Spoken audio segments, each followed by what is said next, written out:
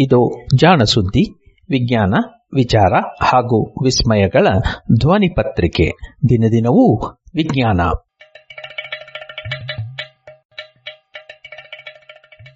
ಸಂಪುಟ 3 ಸಂಚಿಕೆ 353 ಸೆಪ್ಟೆಂಬರ್ 9, 2020. ಜಾಣ ಜಾಣೆಯರು.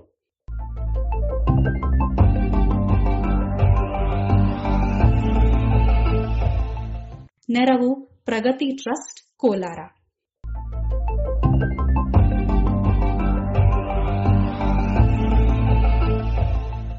ಗುರುವಿನ ಗುರು.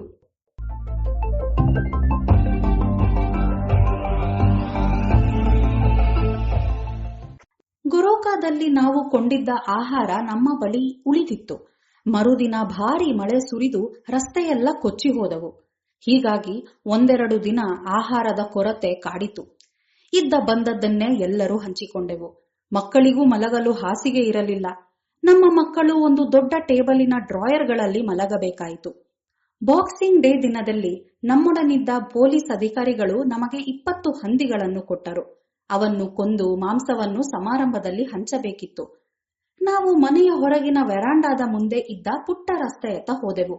ಅಲ್ಲಿ ತಲೆಯ ಮೇಲೆ ಭರ್ಜರಿಯಾಗಿ ಅಲಂಕಾರ ಮಾಡಿಕೊಂಡು, ಬಣ್ಣ ಬಳಿದುಕೊಂಡು, ಡೋಲು ಬಡಿಯುತ್ತಾ ಭರ್ಜಿಗಳನ್ನು ಆಡಿಸುತ್ತಿದ್ದ ಜನಜಂಗುಳಿ ಕಂಡೆವು.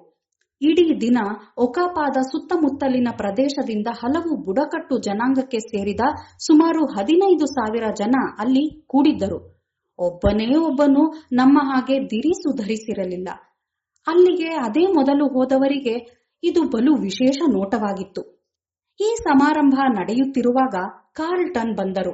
ಆತ ವಿಮಾನ ನಿಲ್ದಾಣದಿಂದ ಅಲ್ಲಿಗೆ ನಡೆದುಕೊಂಡೇ ಬಂದಿದ್ದ ಎಂದು ನೆನಪು. ಮುಂದಿನ ಹಲವು ವರ್ಷಗಳವರೆಗೆ ಆತ ಹೀಗೆ ನಡೆದುಕೊಳ್ಳುತ್ತಿದ್ದ. ನಮ್ಮೊಂದಿಗೆ ಉಳಿದುಕೊಂಡಾಗಲೆಲ್ಲ ಕುರುವಷ್ಟೇ ಅಲ್ಲದೆ ಇನ್ನು ಹಲವು ವಿಷಯಗಳ ಬಗ್ಗೆ ಬಲು ಹಿತವಾದ, ವಿಚಾರಪ್ರದವಾದ ಚರ್ಚೆಗಳು ನಡೆಯುತ್ತಿದ್ದವು. ಅಷ್ಟೇ. ಆಮೇಲೆ ಆತ ಕಣ್ಮರೆಯಾಗಿ ಬಿಡುತ್ತಿದ್ದ. ನಾನು ಅಪ್ಪಟವಾದ ನ್ಯೂಗಿನಿಯನ್ನು ನೋಡಬೇಕೆಂದು ಒಮ್ಮೆ ಕಾರ್ಲ್ಟನಿಗೆ ಹೇಳಿದೆ. ಆತ ಲಮಾರಿ ನದಿಯಾಚೆ ಇದ್ದ ಜನರನ್ನು ಭೇಟಿ ಮಾಡಿಸುವೆ ಎಂದ. ಜೀಪಿನಲ್ಲಿ ದಟ್ಟ ಕಾಡು ಆವರಿಸಿದ್ದ ಬಲು ಕಡಿದಾಗಿದ್ದ ಒಂದು ಗುಡ್ಡದ ಬುಡದಲ್ಲಿ ಇದ್ದ ಪುರೋಸಾ ಹಳ್ಳಿಯವರೆಗೆ ನಮ್ಮನ್ನು ಕರೆದೊಯ್ದರು. ನಾನು ಮುಗ್ಧ ಕುರಿಯಂತೆ ಅವರನ್ನು ಹಿಂಬಾಲಿಸಿದೆ. ಸಾಮಾನು ಹೊರಲು ಕೆಲವು ಹುಡುಗರನ್ನು ಕಾರ್ಲ್ಟನ್ ನಿಯೋಜಿಸಿದ ನಂತರ ನಾವು ಹೊರಟೆವು. ನಾನು, ಕಾರ್ಲ್ಟನ್ ಮತ್ತು 1 ಡಜನ್ ಕೂಲಿಗಳು ಅಷ್ಟೇ. ಬೇರೆ ಯುರೋಪಿಯನ್ನರು ಯಾರೂ ಜೊತೆಗೆ ಇರಲಿಲ್ಲ. ಒಳನಾಡಿನೊಳಗೆ ಇದು ನನ್ನ ಮೊದಲ ಪಯಣವಾಗಿತ್ತು. ನಾವು ಹೊಲಗಳ ಬದಿಗೆ ಇದ್ದ ಬೇಲಿಯ ಅಂಚಿನಲ್ಲೇ ಸಾಗಿ ಹಳ್ಳಿಯಿಂದ ಹೊರ ನಡೆದೆವು. ತಟಕ್ಕನೆ ಎದುರಿಗೆ ಒಂದು ದೊಡ್ಡ ಪರ್ವತ ಎದುರಾಯಿತು. ನಾವು ಹೆಚ್ಚು ಕಡಿಮೆ ಅಂಬೆಗಾಲಿಕ್ಕಿಕೊಂಡು ಹತ್ತಿದೆವು ಎನ್ನಬೇಕು. ಚರ್ಮದ ಪ್ರತಿಯೊಂದು ರಂಧ್ರದಿಂದಲೂ ಬೆವರು ಸುರಿಯುತ್ತಿತ್ತು. ನಾನು ಬದುಕಿ ಉಳಿಯುವೆನೋ ಇಲ್ಲವೋ ಎಂಬ ಅನುಮಾನ ಹುಟ್ಟಿತು. ಆದರೆ ಕಾರ್ಲ್ಟನ್ ಬಿಡಲಿಲ್ಲ. ನಾನು ಗುಡ್ಡದ 3ನೇ 1 ಹತ್ತಿದೆನೇನೋ. ಆತ ಆಗಲೇ ಅದರ ತುದಿ ಮುಟ್ಟಿಯಾಗಿತ್ತು. ಈ ಕೆಲಸಕ್ಕೆ ಬೇಕಾದಷ್ಟು ತಾಕತ್ತು ನನಗಿಲ್ಲ ಎಂದು ಅನಿಸಿತು. ಎಲ್ಲವೂ ಹೊಸದಾಗಿತ್ತು. ಆ ದಿನ ನನಗೆ ಮುಂದುವರೆಯಲು ಸ್ಫೂರ್ತಿ ನೀಡಿದ ವಿಷಯ ಇನ್ನೂ ನೆನಪಿದೆ. ನಾನು ಆ ಗುಡ್ಡ ಹತ್ತಲು ಕಷ್ಟಪಡುತ್ತಿದ್ದಾಗ ನ್ಯೂಗಿನಿಯನ್ನರ ಒಂದು ಪುಟ್ಟ ಗುಂಪು ಎದುರಾಯಿತು. ಅವರಲ್ಲಿ ಒಬ್ಬ ಬಿಳಿ ಕೂದಲಿನ ಮುದುಕನೊಬ್ಬನನ್ನು ಹೆಗಲ ಮೇಲೆ ಮಗುವನ್ನು ಹೊತ್ತ ಹಾಗೆ ಹೊತ್ತಿದ್ದ. ನನ್ನ ಜೊತೆಗಿದ್ದ ಕೂಲಿಯ ಹುಡುಗ ಅರೆಬರೆ ಇಂಗ್ಲಿಷ್ನಲ್ಲಿ ಹೀಗೆ ಹೇಳಿದ: ಅವ ಇನ್ನೇನು ಸಾಯುತ್ತಾನೆ, ಅದಕ್ಕೆ ಕೊಲ್ಲಲು ತೆಗೆದುಕೊಂಡು ಹೋಗುತ್ತಿದ್ದಾರೆ. ಮುಂದಿನ ಹಾದಿಯನ್ನು ಎಷ್ಟೇ ಕಷ್ಟವಾದರೂ ಮುಗಿಸಲೇಬೇಕು ಎಂದು ನನಗೆ ಸ್ಫೂರ್ತಿಯಾಗಿದ್ದು ಈ ಮಾತುಗಳು.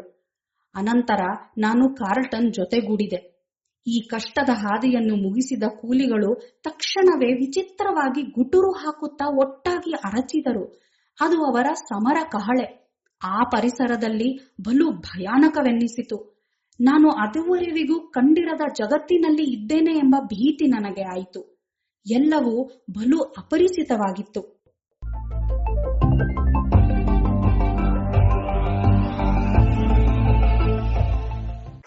ಇದು 60 ವರ್ಷಗಳ ಹಿಂದೆ ನ್ಯೂಗಿನಿ ಪ್ರಾಂತ್ಯದಲ್ಲಿ ಸಂಶೋಧನೆಗೆಂದು ಹೋಗಿದ್ದ ಇಂಗ್ಲಿಷ್ ವೈದ್ಯ ರಿಚರ್ಡ್ ಹಾರ್ನ್ಬ್ರೂಕ್ ತನ್ನ ಅನುಭವವನ್ನು ಕುರಿತು ಬರೆದ ಟಿಪ್ಪಣಿ.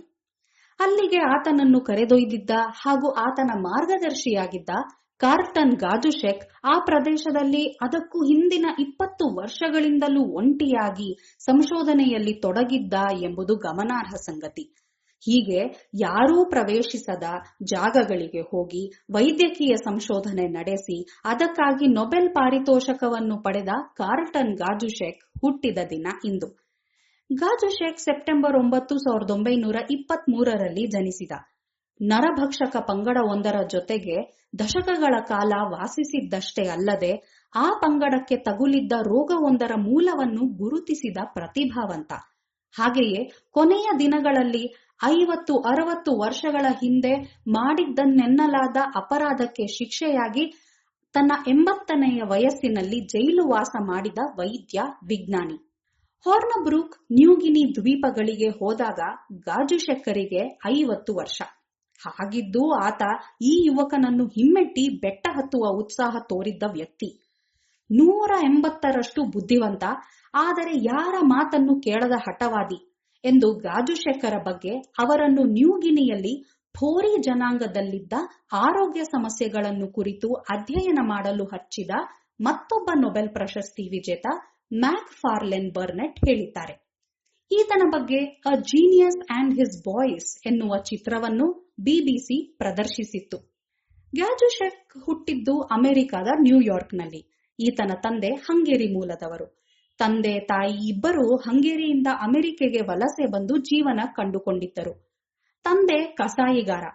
ಆತನ ಮಗನಾಗಿ ಹುಟ್ಟಿದ ಡ್ಯಾನಿಯಲ್ ಕಾರ್ಲ್ಟನ್ ಗಾಜುಶೆಕ್ ಮಾಡಿದ್ದು ಇನ್ನೊಂದು ವಿಧದ ಕಸಾಯಿ ಕೆಲಸವನ್ನು ಎನ್ನಬಹುದು. ಭೌತ ವಿಜ್ಞಾನ, ಗಣಿತ, ಕೆಮಿಸ್ಟ್ರಿ ಹಾಗೂ ಜೀವಿ ವಿಜ್ಞಾನ ಎಲ್ಲವನ್ನೂ ತನ್ನ ಪದವಿ ಪರೀಕ್ಷೆಗಾಗಿ ಓದಿದ್ದ ಕಾರ್ಲ್ಟನ್ ಅನಂತರ ವಿಜ್ಞಾನ ಬಿಟ್ಟು ವೈದ್ಯ ಪದವಿಯಲ್ಲಿ MD ಪಡೆದ. ತದನಂತರ ಪ್ರತಿಷ್ಠಿತ ವಿವಿಗಳಲ್ಲಿ ಸಂಶೋಧನೆಗೆ ತೊಡಗಿಕೊಂಡ. 2ನೆಯ ವಿಶ್ವಯುದ್ಧದ ನಂತರ ಬಂದ ವಿಜ್ಞಾನಿಗಳಲ್ಲಿ ಊರು ಬಿಟ್ಟು ಕಾಡಿನಲ್ಲಿಯೂ ಹೊಸತನ್ನು ಸಂಶೋಧಿಸುವ ಜೀನಿಯಸ್ ಹಾಗೂ ಬಹುಮುಖ ಪ್ರತಿಭೆಗಳು ಬಲು ಕಡಿಮೆ. ಅವರಲ್ಲಿ ಗಾಜುಶೆಕ್ ಪ್ರಮುಖ ಎಂದು ಸುಪ್ರಸಿದ್ಧ ಫ್ರೆಂಚ್ ಗಣಿತಜ್ಞ ಫ್ರಾಂಕ್ ಮ್ಯಾಂಡೆಲ್ ಬ್ರಾಟ್ ಹೇಳಿದ್ದಾನೆ. ಇಂತಹ ಜೀನಿಯಸ್ ಮಾಡಿದ್ದು ಇಷ್ಟೇ. 1960ರ ಸಮಯದಲ್ಲಿ ನ್ಯೂಗಿನಿಯಲ್ಲಿ ಇನ್ನೂ ನಾಗರಿಕತೆ ಸಂಪೂರ್ಣವಾಗಿ ಹರಡಿರಲಿಲ್ಲ. ಹಲವು ಕಾಡು ಜನರ ಜನಾಂಗಗಳು ಇನ್ನೂ ಈ ಸೋಂಕಿನಿಂದ ದೂರ ಉಳಿದಿದ್ದುವು. ಅಂತಹುದರಲ್ಲಿ ಫೋರಿ ಜನಾಂಗವು ಒಂದು. ಆದರೆ ಆ ಜನಾಂಗಕ್ಕೆ ಯಾವುದೋ ಶಾಪ ಬಡಿದಂತಿತ್ತು. ಆ ಜನಾಂಗದ ಮಹಿಳೆಯರಲ್ಲಿ ಬಹುತೇಕ ಮಂದಿ ಯೌವನದಲ್ಲಿಯೇ ಯಾವುದೋ ಭಯಂಕರ ಕಾಯಿಲೆಯಿಂದ ಸಾಯುತ್ತಿದ್ದರು. ಕುರು ಎಂದು ಅವರು ಕರೆಯುತ್ತಿದ್ದ ಈ ಕಾಯಿಲೆ ಯಾವುದಾದರೂ ಸೋಂಕು ರೋಗವಿರಬೇಕು ಎಂದು ಭಾವಿಸಿದ ಬರ್ನೆಟ್ ಅದನ್ನು ಅಧ್ಯಯನ ಮಾಡಲು ಗಾಜುಶೆಕ್ಕನಿಗೆ ಹೇಳಿದ. ನ್ಯೂಗಿನಿ ಪ್ರಾಂತ್ಯಕ್ಕೆ ತೆರಳಿದ ಗಾಜುಶೆಕ್ ಮುಂದಿನ 3 ದಶಕಗಳ ಕಾಲ ಮಾಡಿದ್ದು ಇದನ್ನೇ. ಅದು ಸೋಂಕು ರೋಗ ಎಂದು ಗುರುತಿಸಿದ್ದಷ್ಟೇ ಅಲ್ಲ, ಅದು ಹೊಸ ಬಗೆಯ ಒಂದು ವೈರಸ್ ಎಂದು ಕೂಡ ಈತ ನಿರೂಪಿಸಿದ.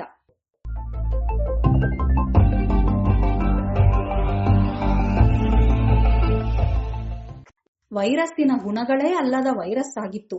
ಗಾಜುಶೆಕ್ ಅದನ್ನು ನಿಧಾನ ವೈರಸ್ ಎಂದ. ಅನಂತರ ಅಂದರೆ ಸುಮಾರು 3 ದಶಕಗಳ ನಂತರ ಇದೇ ರೀತಿಯ ಇತರೆ ರೋಗಗಳನ್ನೂ ಪತ್ತೆ ಮಾಡಲಾಯಿತು.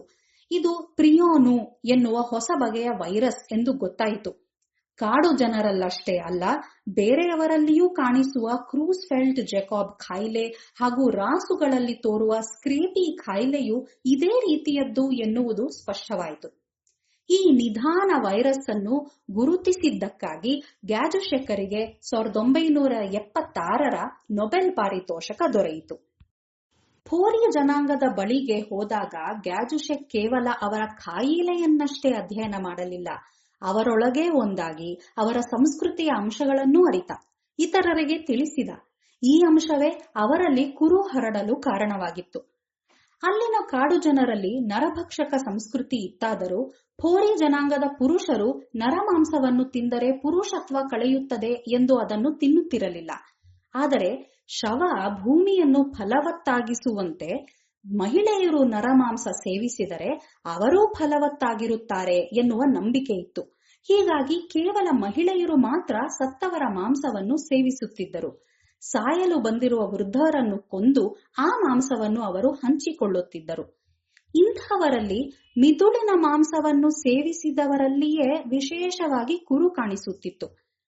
ಕುರುವಿನ ಎಲ್ಲ ಲಕ್ಷಣಗಳು ಅದೊಂದು ನರಮಂಡಲದ ಕಾಯಿಲೆ ಎಂದು ಸೂಚಿಸುತ್ತಿದ್ದುದರಿಂದ ಗ್ಯಾಜುಶೆಕ್ ಸತ್ತವರ ಮೆದುಳುಗಳನ್ನು ಅಧ್ಯಯನ ಮಾಡಿದ. ಅವನು ಚಿಂಪಾಂಜಿಗಳ ಮೆದುಳಿನೊಳಗೆ ಇಟ್ಟ, ಅವುಗಳಿಗೆ ಕಾಯಿಲೆ ಬರಿಸಿದ. ಹೀಗೆ ಸಾಮಾನ್ಯವಾಗಿ ಪತ್ತೆ ಮಾಡಲಾಗದ ವೈರಸ್ ಅನ್ನು ಪತ್ತೆ ಮಾಡಿದ್ದ. ಇದಕ್ಕಾಗಿ ಈತನಿಗೆ $80,000 ಮೌಲ್ಯದ ನೊಬೆಲ್ ಪ್ರಶಸ್ತಿ ದೊರಕಿತು. ಈ ಹಣವನ್ನು ಈತ ಬಳಸಿಕೊಂಡು ಅಮೆರಿಕೆಯಲ್ಲಿ ಒಂದು ಆಶ್ರಮವನ್ನು ಸ್ಥಾಪಿಸಿದ. ಅಲ್ಲಿಗೆ ಹೋರಿ ಜನಾಂಗದ ಅನಾಥ ಬಾಲಕರನ್ನು ಕೊಂಡೊಯ್ದು ಶಿಕ್ಷಣ ತರಬೇತಿ ನೀಡಿದ. ಅವನದೊಂದು ಜೀನಿಯಸ್ ಮನಸ್ಸು, ಮಗುವಿನಂತಹ ಹಠ, ಬಾಲಕರಂತಹ ಉತ್ಸಾಹ ಎಂದು ಹಲವರು ಬಣ್ಣಿಸಿದ್ದುಂಟು. ಅನಂತರ 1996ರಲ್ಲಿ, ಅಂದರೆ ಈತನಿಗೆ 73 ವರ್ಷಗಳಾಗಿದ್ದಾಗ, ಅಮೆರಿಕೆಯ FBI ಈತನ ಮೇಲೆ ಬಾಲಪೀಡಕ ಎಂದು ದೂರು ದಾಖಲಿಸಿತು. ಈತ ನ್ಯೂಗಿನಿಯಲ್ಲಿದ್ದಾಗ ಬರೆದಿಟ್ಟಿದ್ದ ಟಿಪ್ಪಣಿಗಳಲ್ಲಿ ಅಲ್ಲಿನ ಮಕ್ಕಳು ವೀರ್ಯವನ್ನು ಸೇವಿಸುತ್ತಿದ್ದರು ಎಂದು ದಾಖಲಿಸಿದ್ದನ್ನು ಇದಕ್ಕೆ ಪುರಾವೆ ಎನ್ನಲಾಯಿತು. ಆತನ ಫೋನ್ ಕದ್ದಾಲಿಸಿ ಅದರಲ್ಲಿ ನಡೆದ ಸಂಭಾಷಣೆಗಳು ಇದೇ ರೀತಿ ಇದ್ದವೆಂದು ಹೇಳಲಾಯಿತು. ನ್ಯಾಯಾಲಯದ ಮುಂದೆ ಈತ ಸ್ವತಃ ತನ್ನ ವಾದವನ್ನು ಮಂಡಿಸಿ ತಾನಾಗಿ ಯಾವ ಬಾಲಕನನ್ನೂ ಲೈಂಗಿಕವಾಗಿ ಶೋಷಿಸಿಲ್ಲವೆಂದು, ಅವರ ನಂಬಿಕೆಗಳಿಂದಾಗಿ ಆ ಮಕ್ಕಳು ಆತನ ಜೊತೆ ಒಡನಾಡಿದ್ದರೆಂದು ವಾದಿಸಿದ್ದ. ಅನಂತರ ಆ ಟಿಪ್ಪಣಿ, ಫೋನಿನ ಸಂಭಾಷಣೆಗಳು ಎಲ್ಲವೂ ನಿಜ ಎಂದು ಒಪ್ಪಿಕೊಂಡ. ಆತನಿಗೆ 1 ವರ್ಷ ಜೈಲ್ ಶಿಕ್ಷೆ ನೀಡಲಾಯಿತು. 1 ವರ್ಷದ ನಂತರ ಆತ ನಾರ್ವೆಗೆ ಮರಳಿ ಅಲ್ಲಿಯೇ ಮರಣಿಸಿದ. 2008ರ ಜುಲೈ ತಿಂಗಳಿನಲ್ಲಿ ಕುರು ಕಾಯಿಲೆ ಪತ್ತೆಯಾದ 50ನೇ ವರ್ಷದ ನೆನಪಿಗಾಗಿ ಇಂಗ್ಲೆಂಡಿನ ರಾಯಲ್ ಸೊಸೈಟಿ ಫಿಲಸಾಫಿಕಲ್ ಪ್ರೊಸೀಡಿಂಗ್ಸ್ ಎನ್ನುವ ತನ್ನ ಪ್ರಕಟಣೆಯ ಒಂದು ವಿಶೇಷ ಸಂಚಿಕೆಯನ್ನು ಪ್ರಕಟಿಸಿತ್ತು. ಈ ಸಂಚಿಕೆಯಲ್ಲಿ ಗ್ಯಾಜುಶೆಕ್ಕನ ಜೊತೆಗೆ ಕೆಲಸ ಮಾಡಿದ್ದ ಎಲ್ಲರೂ ತಮ್ಮ ಅನುಭವಗಳನ್ನು ಸ್ಮರಿಸಿಕೊಂಡಿದ್ದರು, ಆತನನ್ನು ಕೊಂಡಾಡಿದ್ದರು. ಗ್ಯಾಜುಶೆಕ್ ಕೂಡ ಆ ದಿನಗಳಲ್ಲಿ ತೆಗೆದಿದ್ದ ತನ್ನ ಕೆಲಸಗಳ ಛಾಯಾಚಿತ್ರಗಳನ್ನು ಪ್ರಕಟಿಸಿದ್ದ. ಅದೇ ಕೊನೆ. ಅದೇ ವರ್ಷ ಡಿಸೆಂಬರಿನಲ್ಲಿ ಮರಣಿಸಿದ. ಅವನ ಪ್ರತಿಭೆಯ ಹೊರತಾಗಿಯೂ ವೈಜ್ಞಾನಿಕ ಜಗತ್ತು ಆತನ ಬೆಂಬಲಕ್ಕೆ ನಿಲ್ಲಲಿಲ್ಲ ಎನ್ನುವುದು ಗಮನಾರ್ಹ. ಬಹುಶಃ ಆತನ ಹಠಮಾರಿತನ, ಬೇರೆಯವರ ಮಾತನ್ನು ಕೇಳದ ಭಂಡತನ ಇದಕ್ಕೆ ಕಾರಣವಿರಬಹುದು. ಕಸಾಯಿಯವನ ಮಗನಾದ ಈತ ಬೋರಿ ಜನಾಂಗದ ಮೃತರ ಶವಗಳನ್ನು ಕತ್ತರಿಸಿ ಅಂಗಗಳನ್ನು ಅಧ್ಯಯನ ಮಾಡಿ ಕುರು ಎನ್ನುವ ಕಾಯಿಲೆಯ ಒಳಗನ್ನು ಹೊರಗೆಡವಿದ ವಿಶಿಷ್ಟ ಕಸಾಯಿ, ಜೀನಿಯಸ್ ಕಸಾಯಿ. ಈತ ಹುಟ್ಟಿದ ದಿನ ಇಂದು ಸೆಪ್ಟೆಂಬರ್ 9.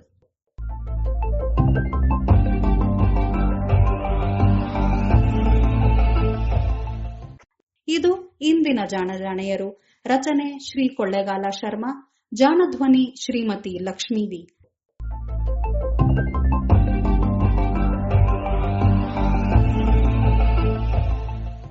ನೆರವು ಪ್ರಗತಿ ಟ್ರಸ್ಟ್, ಕೋಲಾರ.